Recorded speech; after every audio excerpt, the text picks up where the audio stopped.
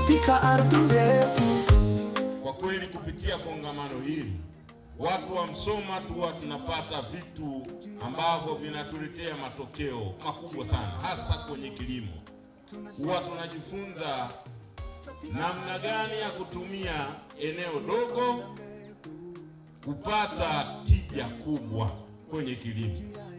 Na mimi nitoe rai na nitoe wito kwa wana Msoma wote kujitokeza kwa wingi kutumia hizi siku 3 ziweze kuleta tija na matokeo kwao.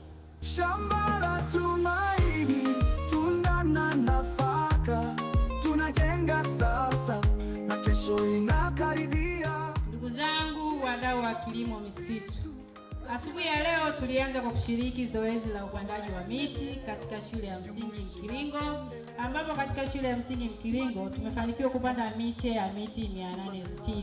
Hongereni sana kwa hatua hii muhimu inayoashiria matumaini makubwa kwa mazingira yetu na mustakabali wa kilimo katika mkoa wetu. Shamba la tumaini, tuna nafaka, tunajenga sasa na kesho ina